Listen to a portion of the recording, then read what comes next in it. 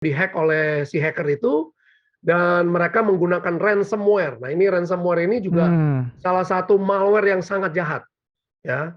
Dia bukan saja membuat sistem kita itu tidak bisa beroperasi, dia juga menagih ya sejumlah uang yang disebut ransom tadi. Iya, ransom ya namanya ya. Jadi kan Iya, nagih gitu ya. iya. Lo Jadi mesti dia kasih. betul, dia nagih ke kita. Iya. Dan kalau kita tidak bayar, ya kita punya sistem tidak akan dibukakan kuncinya. Dan lebih parah lagi, Pak Bem, adalah data yang dia dapat dari perusahaan kita, dia ancam, kalau Anda tidak bayar, saya akan umumkan ke internet, Ke publik gitu ya. ke publik. Jadi ini tren yang ke depan ini selain individu tadi dan juga korporasi, ini dua hal yang akan terus berlangsung. Kenapa? Karena proses digitalisasi yang terus marak ya dewasa ini. TikTok Digital Yours. Halo Vinizen. Berbicara masalah tren teknologi yang sekarang ini mengemuka, kita kenal ada banyak teknologi canggih. Ada cloud, kemudian ada big data analitik, kemudian ada Internet of Things, kemudian ada apa lagi? AI, kemudian machine learning, dan jangan lupa salah satu tren teknologi adalah sosial media. Kita sehari-hari terkoneksi dengan itu semuanya. Perangkat kita semakin terhubung antara satu dengan yang lainnya, dunia kita semakin tidak berbatas seolah-olah. Semua bisa masuk, semua bisa terkoneksi, dan semua bisa terinteraksi. Nah, bagaimana agar kita bisa memanfaatkan teknologi-teknologi ini dengan maksimal, dengan optimal, dan kita pun juga aman, karena kita harus sadari bahwa salah satu hal yang membuat kita itu masih menjadi titik lemah dari optimalisasi penggunaan itu adalah kecerobohan kita, dari ketidakwaspadaan kita, sehingga data, kemudian hal-hal penting yang kita simpan bisa diakses dan bahkan mungkin dijahatin sama orang yang kita suka bilang pelaku kejahatan siber. Nah, bagaimana supaya kita bisa melindungi data kita dengan baik, memanfaatkan secara optimal sehingga kita bisa berinovasi dan kita juga terhindar dari kejahatan-kejahatan siber. Dalam episode kali ini, kami dari TikTok ingin mengajak kalian, Vinizen semuanya, untuk mendengarkan petuah, insight, dan apapun tentang keamanan siber, tren juga dari seorang pakar yang sudah tidak asing lagi di Indonesia. Beliau adalah Charles Lim dari Swiss German University. Mari kita sapa beliau. Oke, thank you banget Pak Charles sudah hadir di bincang-bincang kita kali ini. Bahagia banget loh kita, sama terhormat nih Pak TikTok bisa kehadiran Bapak, Pak Charles Lim, seorang pakar cyber security yang kali ini berkenan untuk berbagi hal-hal atau poin-poin menarik, poin-poin penting yang memang kita harus pahami, kita harus mengerti dari keamanan siber atau cyber security. Pak Charles, apa kabar Pak? Ya, terima kasih Bem untuk kehadiran bisa memberikan kesempatan untuk saya bisa hadir di sini berbagi kepada teman-teman dan masyarakat ya. Karena ini merupakan bagian dari edukasi ya untuk masyarakat, karena saya pikir sangat penting, dan terima kasih untuk kesempatannya dan sehat ya juga Bem untuk semuanya. Terima kasih. Ya, kita yang makasih Pak, udah diluangkan waktunya. Ini Pak Charles ini luar biasa super sibuk dan kali ini sekali lagi sudah meluangkan waktu buat kita nih, thanks banget Pak. Karena gini Pak, di dunia yang serba terkoneksi, orang bilang ini Internet of Things era gitu. Kemudian juga nanti 5G juga akan masuk. Ini kita bayangkan dunia ini akan mengalami revolusi yang luar biasa. Teknologi akan semakin menjadikan kita tidak ada batas ya, borderless antara kita dengan semua ekosistem di seluruh dunia. Kemudian data memegang peranan yang sangat penting. Kalau orang bilang bahwa data ini adalah the new oil, ini di era ini kita benar-benar bisa merasakan makna dari itu, di mana data bisa menjadi sebuah harta buat kita dalam kita melakukan produktivitas, kita mengembangkan bisnis, kita melakukan inovasi, apa saja akan berbasis data. Tapi di luar itu, di era yang serba terkoneksi, kemudian banyak sekali device-device. Kalau dulu mungkin kita cuma punya notebook, komputer, koneksinya mungkin kita perpindahan koneksi hanya pakai flash disk gitu ya. Nah sekarang sudah nggak lagi karena sudah semua berbasis internet, di mana kita lalai saja sudah habis gitu. Tapi kita pengen tahu nih hari ini sebenarnya bagaimana sih kita harus mengantisipasi keamanan siber sehingga kita bisa berproduktivitas secara aman, kemudian kita juga bisa berinovasi karena kita semakin banyak butuh data, tapi juga data harus kita lindungi. Nah ini nanti kita akan tanya-tanya banyak nih sama Pak Charles ya, nggak apa-apa Pak Charles ya? Oke, Ya, biar siap. iya karena kita masih awam juga nih gitu. Bagaimana cara melindunginya dan bagaimana sebenarnya tren keamanan siber yang saya rasa kalau kita baca prediksi itu nggak habis-habisnya gitu. Kerentanan selalu ada. Pelaku kejahatan siber semakin pintar juga gitu. Jadi kayaknya mengikuti perkembangan dari solusi-solusi keamanan siber yang sebenarnya sudah dikembangkan gitu. Nah, Pak, sebelum kita ngobrol ke lebih jauh, boleh nggak sih Pak diceritakan sekarang tren dari keamanan siber itu seperti apa, kerentanannya seperti apa, dan kemudian kalau boleh tahu apa yang harus kita waspadai juga gitu. Harus kita antisipasi, Bu ya. Monggo Pak. Ya, terima kasih Pak Bem. Saya pikir ini satu pertanyaan yang sangat menarik ya. Dan kita tahu bahwa teknologi itu terus berevolusi ya. Iya. Kalau kita masih ingat dulu kita mengambil uang ya kan harus datang ke bank gitu kan ya. Iya. Terus kita harus kasih KTP, terus ngantrinya lama banget gitu ya. Nah sekarang kita tidak perlu lagi seperti itu. Bahkan kalau kita nggak ada uang, artinya kita masih ada uang di bank tapi tidak punya uang di dalam kantong kita masih bisa melakukan transaksi ya. Misalnya kalau kita makan bahkan di warung sekalipun ya yang sepanjang dia memang sudah punya nama istilahnya QR code gitu kan. Iya. Nah, kan sekarang lagi populer nih yang namanya QR code gitu kan. Nah, itu ya kita tinggal scan QR code-nya saja, bayar, beres gitu ya. Benar. Jadi evolusi itulah yang membuat sekarang semua transaksi itu semua menjadi mudah. Nah, sekarang kita rasakan itu karena memang ada teknologi-teknologi yang mendukung. Ya, kalau kita lihat ya teknologi Wi-Fi, teknologi 4G, teknologi 5G. Nah, ini teknologi-teknologi komunikasi inilah yang sebenarnya memungkinkan kita melakukan transaksi. Mungkin kalau kita mau membayar pakai QR code ya 10 tahun atau 5 tahun yang lalu mungkin masih susah. Ya, tetapi dengan adanya komunikasi yang mudah ya pakai wireless dan nirkabel seperti ini itu dipermudah. Nah, cuma ya itu namanya teknologi yang diciptakan oleh manusia. Ya, setiap kali pasti ada kekurangannya. Namanya sistem yang dibuat oleh manusia kan tidak pernah luput dari kekurangan ya, Bem ya. Jadi yang kita harus perhatikan adalah bahwa produk itu tidak pernah ada yang sempurna. Nah, oleh sebab itu kita tahu bahwa pasti ada kelemahan. Nah, oleh sebab itu juga kita harus mengerti bahwa dengan evolusi teknologi ini semakin kita bisa menggunakan lebih mudah, pasti ada konsekuensinya. Ya, konsekuensinya adalah kita mudah dalam tanda kutip dibohongi misalnya ya untuk melakukan sebuah transaksi, ya akhirnya transaksi kita itu nanti masuk ke orang lain bukan transaksi kita.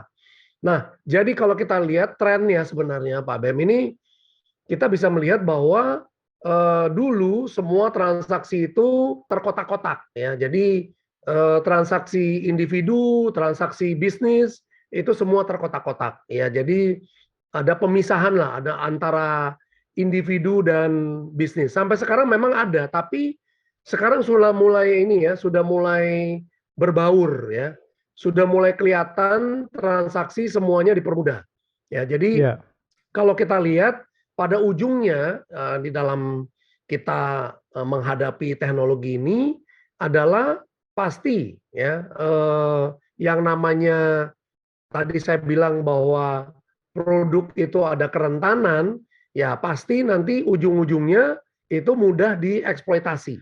Nah, si hacker ini pasti udah tahu nih kalau namanya kan ada gula, ada semut ya. Dia pasti cari ya di mana ada banyak transaksi. Nah, disitulah pasti akan terjadi banyak kita sebut manipulasi-manipulasi. Misalnya contoh, kita sama-sama sekarang tahu orang mulai belanja sekarang menggunakan handphone, ya kan? Ya. Pasti semua transaksi yang tadinya kita menggunakan komputer, laptop, maka sekarang menggunakan handphone. Nah, akibatnya semua kerentanan-kerentanan yang di handphone ini mulai dicari, ya kan? Nah, kita tahu baru-baru ini di Singapura itu ada bank kan, ya saya nggak perlu sebut nama banknya, itu terjadi apa namanya fraud ya, dan sampai ini fraudnya sangat-sangat besar sekali sehingga sampai pemerintah Singapura turun tangan. Nah ini datangnya dari mana? Sebenarnya sederhana, transaksinya itu menggunakan SMS. Ya, jadi SMS ini teknologi lama, tetapi mereka bisa memanfaatkan SMS ini sehingga ya kode-kode yang diberikan lewat SMS ini bisa diambil dan kemudian dikembalikan untuk transaksi. Nah ini yang biasa nanti mungkin di segmen yang lain kita akan membahas ini ya. Tetapi kita lihat bahwa inilah tren kedepannya ini bahwa semakin banyak transaksi individu maka semakin banyak juga akan terjadi manipulasi ya atau fraud di bidang retail ini ya karena mereka tahu di situ transaksi retail akan banyak ya lebih mudah untuk memanipulasi itu. Nah itu kita lihat itu yang pertama ya jadi trennya yang pertama ke sana di mana ada gula ada semut. Nah, gula yang paling banyak ya disitulah orang-orang bertransaksi individu. Nah yang kedua adalah BEM kita melihat juga sekarang mau tidak mau perusahaan-perusahaan itu mulai bertransformasi ke digital. Ya, dengan pandemi ini nggak ada pilihan. Ya, kita lihat perusahaan-perusahaan restoran makanan, mereka kalau stay seperti itu ya nggak laku. Mereka terpaksa harus go online. Ya, jual barangnya semua online. Nah, akibatnya apa? Semua masuk ke digital. Ya, memang digitalisasi jadi the new norm ya, jadi berarti kebiasaan normalnya semua digitalisasi. Akibatnya apa? Berarti semua order online, semua pembayaran online, transaksi digital semakin marak. Nah mereka juga tahu, ya barusan ini kita tahu pabrik Toyota, ya itu berhenti berproduksi. Kenapa? Ya karena mereka punya perusahaan berhasil dihack oleh si hacker itu dan mereka menggunakan ransomware. Nah, ini ransomware ini juga salah satu malware yang sangat jahat. Ya. Dia bukan saja membuat sistem kita itu tidak bisa beroperasi, dia juga menagih ya sejumlah uang yang disebut ransom tadi. Iya, ransom ya namanya ya. Jadi kan nagih gitu ya. Iya, lu jadi mesti kasih. Betul, dia nagih ke kita. Iya. Dan kalau kita tidak bayar, ya kita punya sistem tidak akan dibukakan kuncinya. Dan ya akibatnya apa? Akibatnya ya si Toyota itu berhenti produksi. Dan lebih parah lagi, Pak BEM, adalah data yang dia dapat dari perusahaan kita, dia ancam kalau Anda tidak bayar, saya akan umumkan ke internet, ke publik gitu ya? Ke publik. Jadi ini tren yang ke depan ini selain individu tadi dan juga korporasi. Ini dua hal yang akan terus berlangsung. Kenapa? Karena proses digitalisasi yang terus marak ya dewasa ini. Inilah tren secara keamanan cyber kita lihat akan mengarah ke sana. Oke. Pak, by the way kalau ngomongin ransomware ya Pak ya, ransomware kan sistemnya tadi Bapak bilang kan data dihack, kemudian memeras atau mengancam kalau nggak dikasih data lo akan nggak selamat atau kita nggak akan kasih gitu. Tapi kalau dibayar sebenarnya gimana? Apakah tetap aja? Enggak ya, gitu? Problemnya juga gini ya, jadi kan ada rekomendasi nih. Iya. Kita lebih baik jangan membayar, ya kan? Oh, Jangan oke. membayar, ya kan? Rekomendasinya begitu. Tapi jangan lupa juga perusahaan-perusahaan punya cyber insurance, ya asuransi siber. Hmm. Nah, jadi biasanya kalau kita perusahaan-perusahaan yang sudah punya asuransi siber dan mereka ini di-cover oleh pihak asuransi, maka biasanya orang asuransi siber ini yang bernegosiasi ya dengan Oke. mereka. Supaya apa? Supaya ya biayanya bisa rendah. Data tetap hilang. Nah, iya dan tidak. Oke. Tergantung bagaimana negosiasinya sehingga kan istilahnya win-win lah, happy-happy kan. Yes. Artinya si hacker itu happy, saya dapetin ransom, duit yang saya mau ada. Nah, ini kuncinya kembali ke sana. Memang rata-rata sampai hari ini apa yang diminta sama si hacker itu kalau dipuaskan ya kuncinya dibuka. Nah, cuma yang kita takuti adalah data yang dia ambil ini dia umumkan ke misalnya ke dark web ya dan dia jual. Iya, Nah, iya, iya, iya. itu yang kita takutkan sebenarnya. Pak tadi menarik nih, Pak Charles bilang di awal bahwa seolah-olah sekarang ini di era digital ini kehidupan digital kita ini bisa bercampur antara personal dengan bisnis. Walaupun Ya, sebenarnya ya kalau kalau mau bagusnya ya kita harus memisahkan. Tapi kita menyimpan akun bank kita ada di handphone, pakai mobile banking. Kemudian email kadang-kadang juga kita forward ke handphone kita atau ke perangkat device kita, sehingga kehidupan kita itu memang walaupun kita udah pisah-pisah tapi ada peluang untuk bercampur-campur, Pak ya. Nah, tadi terkait dengan ransomware, Pak, yang menimpa, yang memeras perusahaan atau pelaku bisnis gitu. Nah, ini sebenarnya itu kerentanannya ada di mana sih? Diawali dari kecerobohan dari karyawan, masing-masing personal dari perusahaan tersebut, atau bagaimana sebenarnya pelaku kejahatan ransomware ini memasuki area data sebuah perusahaan? ya. Terima kasih pertanyaannya ini sangat menarik karena memang begini. Kalau kita lihat di dunia keamanan siber itu kan ada 3 pilar penting ya. Ada namanya people, proses, dan teknologi. Ya, Oke. jadi ini 3 pilar penting. Jadi kalau bangunan keamanan siber ini mau kokoh, ya 3 pilar ini harus kokoh. Nah, cuma problemnya dari 3 pilar ini yang paling lemah itu justru people. People, Ya. oke. People ini menjadi sasaran karena Ya. mereka tahu people itu gampang dibohongin. Ya kalau proses kan udah prosedur kan. Ya, Nah, sistem ya. teknologi sudah dibuat seperti Oke. apa adanya kan gitu. Nah, people Ya, ini bisa dimanipulasi, Pak Bem. ya. Nah, jadi pusat kelemahan itu justru ada di people-nya. Nah, Hmm. karena mereka tahu bahwa pusat kelemahan itu ada di people, maka mereka bikin strategi. Dan strateginya gampang sebenarnya mereka bilang. Satu, manusia ini suka ngeklik, ya kan? Pokoknya kalau ada link yang bilang, wah ini bagus nih, diklik gitu kan. Ya. Nah, ini sumber masalah. Ya, ngeklik. Nah, terus satu lagi, ini ada gambar yang bagus buat kamu. Ini ada dokumen yang menarik, gitu kan? Dikliklah dokumen itu. Nah, dari 2 ini, entah itu lewat email, entah itu lewat messaging. Nah, disitulah mulai ya yang kita sebut malware atau malicious software itu, atau yang disebut virus, itu mulai menjalar Oke. masuk ke dalam perusahaan. Jadi semua berasal dari manusia yang gampang dikibulin gitu ya, diakalin gitu ya. Nah, dia ngeklik, masuklah. Jadi sumbernya sebenarnya sederhana. Kalau kita mau memperhatikan apa yang kita klik, apa yang kita buka dokumennya, ini sudah menjamin lebih dari 90% keamanan sebenarnya. Ya, dan itu sudah terbukti.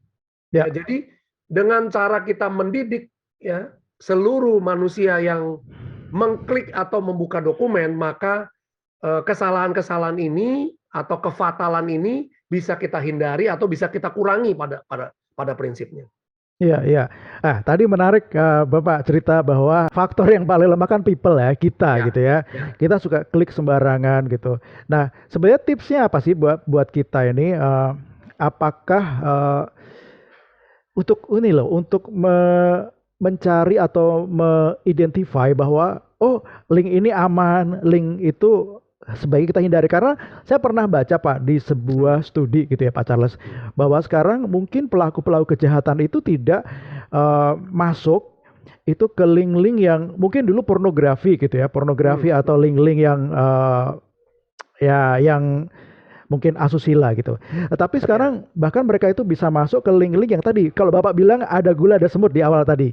Ya, Jadi betul. mereka masuk ke link yang kira-kira itu kontennya menarik, misalkan bahkan keagamaan gitu, yang orang-orang wah ini bagus banget nih gitu. Kita klik, kita ikuti, kita baca, padahal di situ sudah masuk si penjahat-penjahat ini, atau mungkin games gitu ya Pak. Saya nggak tahu nih, katanya juga banyak sekali kita harus hati-hati dengan games-games yang ada di platform sosial media misalkan.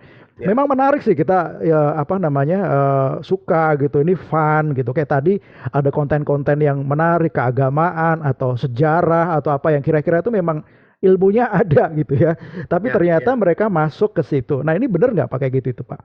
Ya, jadi benar sih Pak Bem, sebenarnya kalau setiap manusia itu kan punya ketertarikan di bidang masing-masing. Ya, pada umumnya kalau kita lihat macam-macam ya, bisa dari keagamaan, bisa dari misalnya sejarah, bisa juga dari misalnya orang tertarik dengan misalnya fashion gitu kan, ataupun segala macam yang bentuknya sedang trendy ya. Misalnya kayak kemarin ada Paris Fashion Show misalnya gitu kan. Nah, itu kan sedang rame kan. Nah, hal-hal yang rame ini biasanya dipakai untuk jalur masuk ke sana. Ya, jadi pokoknya segala sesuatu yang trending, ya kan? Gambar lagi trending, sosial media lagi trending. Kemarin-kemarin pas lagi ada metaverse lagi trending, gitu kan? Nah, jadi segala sesuatu yang trending itu harus hati-hati. Ya, kenapa ya? Karena dia akan gunakan yang trending ini untuk jalur dia masuk. Ya, ya pasti ujung-ujungnya kalau nggak gambar, link, video, audio, ya pasti unsurnya ke sana semua, dokumen gitu kan. Nah itu jalur masuknya. Jadi segala sesuatu yang trending, segala sesuatu yang sifatnya bisa nanti misalnya, wah nanti akun saya bakal jadi rusak, nah, itu kan jadi takut dia. Nah, itu kan membuat teror. Nah ini menjadi jalur masuk juga. Jadi apakah itu trending ataukah itu teror? Itu juga menjadi jalur masuk. Jadi kita harus hati-hati di situ. Ya, untuk mengidentify gimana nih Pak? Ini link ini aman atau enggak? Ataukah mungkin standarnya adalah pilihlah sumber-sumber informasi atau website yang terpercaya gitu. Misalkan media-media atau apa? Atau bagaimana nih Pak? Kita kan bingung nih. Kita kan mikirnya cuman, weh, saya mau belajar agama gitu. Saya mau belajar sejarah. Itu kan yang kalau di hadapan kita kan kita baik-baik aja. Wah, kontennya memang konten yang bagus gitu. Kita nggak sadar ada penjahat yang mudah menyusup. Nah, ini memilih sumber informasi yang bagus, yang maksudnya yang aman, bukan bagus ya, yang aman. Ini bagaimana? Apa kita menggunakan sebuah solusi security atau bagaimana nih tindakan preventif yang harus kita lakukan gitu? Ya. Jadi bagus sekali pertanyaannya Pak Bem. Ini yang perlu diketahui juga oleh semua orang. Jadi pertama-tama saya perlu sampaikan bahwa hal ini sudah diketahui oleh Kementerian Kominfo. Ya, jadi mereka tahu bahwa masyarakat ini gampang dikibulin lah gitu ya. Jadi mereka juga mensiasati bahwa lewat internet service provider di Indonesia ini mereka juga sekarang melakukan filtering terhadap konten-konten yang pertama-tama misalnya yang berbau sara dulu. Ya. Nah ini udah difilter. Nah sehingga paling tidak konten-konten yang berbau sara ini tidak menjadi sumber permasalahan keamanan siber. Karena bisa juga mereka gunakan itu. Nah yang kedua ini kan usaha pemerintah. Yang kedua usaha dari pribadi kita masing-masing. Nah pada saat kita melihat bahwa sebuah link itu dikirim, hati-hati juga bahwa link ini apakah bisa dipercaya atau tidak. Jangan sembarangan mengklik link yang mungkin sudah disingkat. Misalnya bit.ly apa gitu yang mungkin sudah disingkat menjadi sebuah singkatan yang gampang diklik. Ya, nah ini hati-hati. Ya, ini sesuatu yang URL-nya atau kliknya ini pendek, ini bisa berakibat fatal. Nah, itu kita curiga. Nah, kedua juga kita harus curiga kira-kira ini dari siapa. Kalau dari sumber orang yang saya bisa percaya, kita harus hati-hati juga. Jadi dalam tanda kutip, kita harus paranoid. Ya, artinya kita nggak bisa selalu percaya penuh, walaupun dari orang yang memang yang sering mungkin kita bisa percaya. Nah, kita harus selalu yakin dulu, oh ini memang link ini qualified. Nah, memang kita bisa sih ada website yang kita bisa copy URL-nya, kita cek gitu ya. Tapi kan waktunya kan jadi kita harus betul. 2 kali gitu kan. Nah, jadi kita harus hati-hati aja untuk melakukan klik link dan juga buka dokumen ya. Nah, jadi perhatikan terutama kalau ada informasi yang kok kayaknya too good to be true ya. Nah, ini harusnya udah ragu-ragu ya. Misalnya, wah Anda bisa mendapatkan hadiah sekian. Nah, ini kayaknya too good to be true, mendingan ya Anda stop lah, jangan lakukan itu gitu. Pasti ujung-ujungnya nanti Anda ditipu.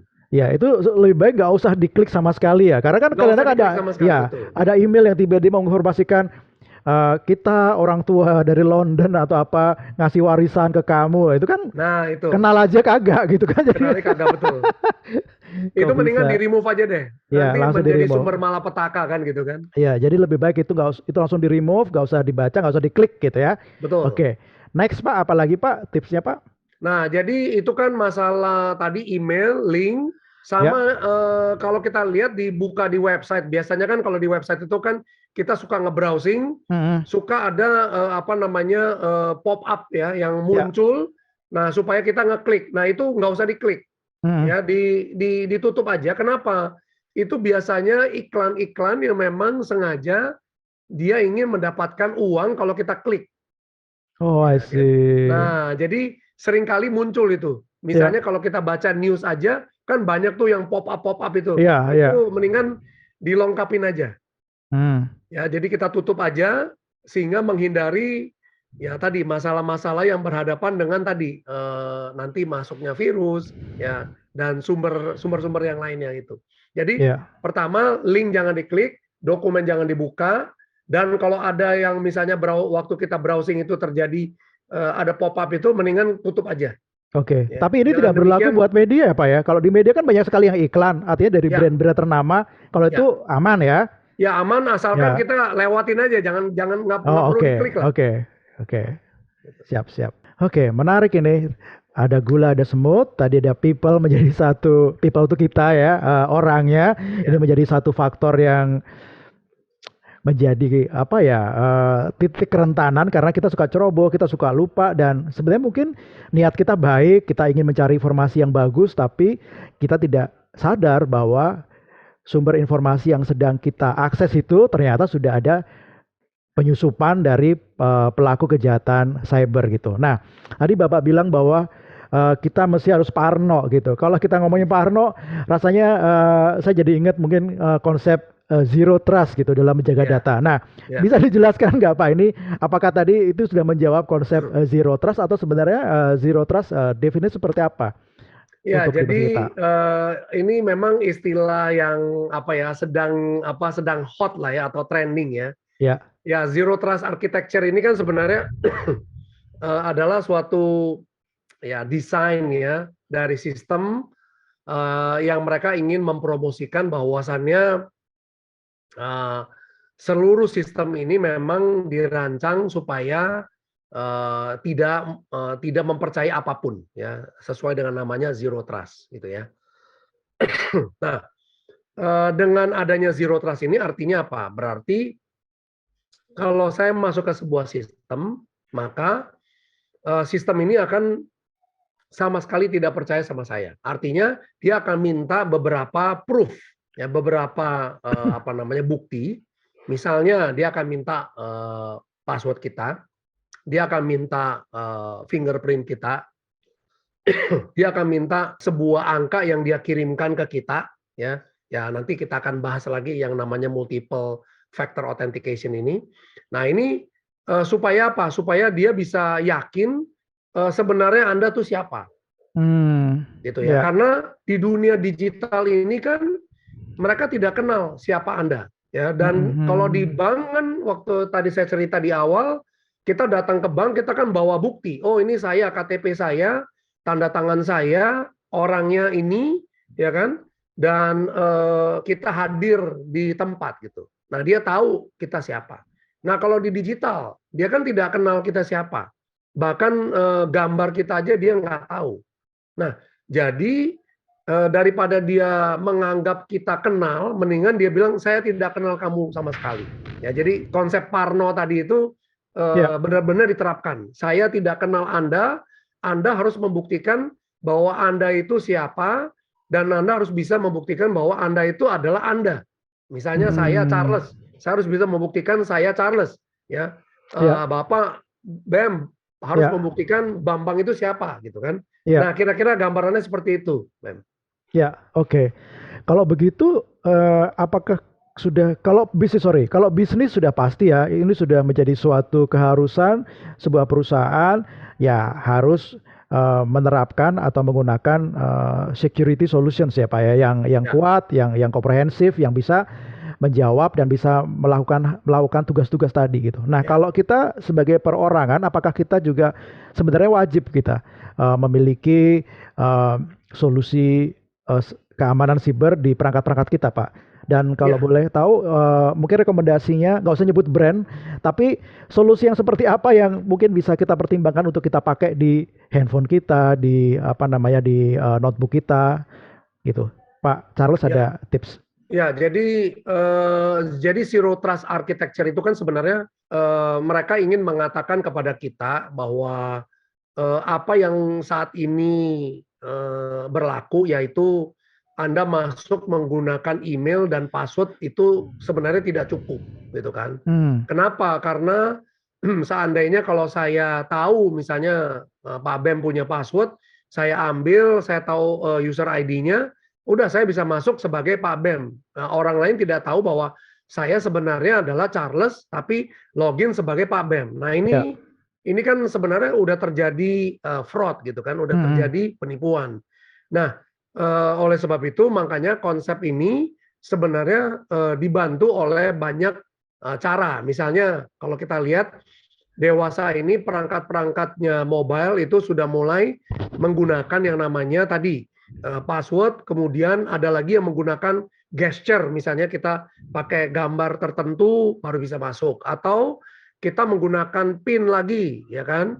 Atau kita tambah lagi fingerprint. Ya, jadi kita punya sidik jari harus diidentifikasi, atau bahkan sekarang kita bisa pakai muka kita. Ya, jadi dengan kamera, karena kan sekarang rata-rata teknologi yang sederhana seperti phone kita ya, mobile phone kita ini sudah bisa menggunakan kamera untuk mengambil gambar kita. Nah, ini dengan ini maka kita bisa membuktikan siapa kita. Ya, ini teknologi yang sebenarnya solusi yang tidak perlu sampai mahal-mahal amat, ya kan? Kalau di bisnis mungkin akan menggunakan solusi khusus karena mereka punya banyak sistem, ya kan? Dan dia harus misalnya kalau si A pindah sistem dari ke si produk A, nanti produk ke produk B. Nah, pindah-pindah sistem ini kan perlu ada sistem yang melayani dengan otentikasi yang baik. Ya, kita sebut otentikasi karena ya mereka tidak tahu kita siapa. Nah, jadi kalau kita bicara yang teknologi yang paling sederhana, ya kita lihat saja di telepon kita. Nah, gunakanlah otentikasi dengan multi ya. Jadi artinya jangan sampai kita punya telepon ini datanya bisa gampang dicuri karena kita tidak menggunakan tadi ya prinsip zero trust tadi. Jadi dengan kita menggunakan ini ya kita tahu persis siapa dia atau siapa saya. Ya, jadi telepon sesederhana itu, orang tidak akan bisa menggunakan telepon kita ya. Ya, jadi dia tidak akan bisa menggunakan telepon kita kalau dia nggak bisa mempresentasikan siapa dia. Ya, artinya password dan misalnya dengan fingerprintnya atau dengan mukanya dia. Nah, ini salah satu bentuk yang memudahkan kita supaya kita bisa bertransaksi dengan aman. Kira-kira gitu, Pak Ben. Oke, dan mungkin ditambah lagi ya, kita sudah pakai password, kita udah pakai fingerprint, kita udah pakai face recognition, kita udah pakai semuanya, tapi sekali lagi tadi seperti Bapak saya akan ingat selalu, kita tidak boleh klik sembarangan. Kadang-kadang kan di WhatsApp grup banyak tuh yang share, oh ini ada promo loh gitu, promo.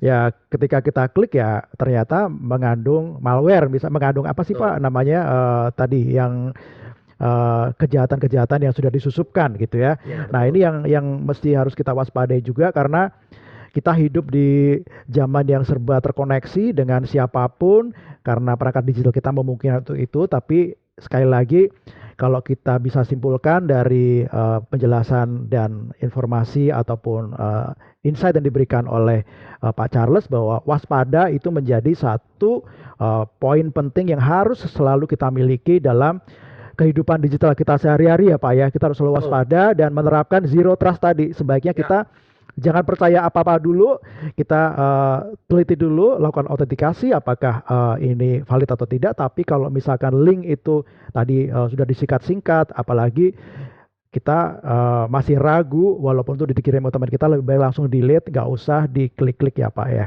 Betul. Kayak gitu kan Pak ya. Oke, sip. Thank you banget nih Pak.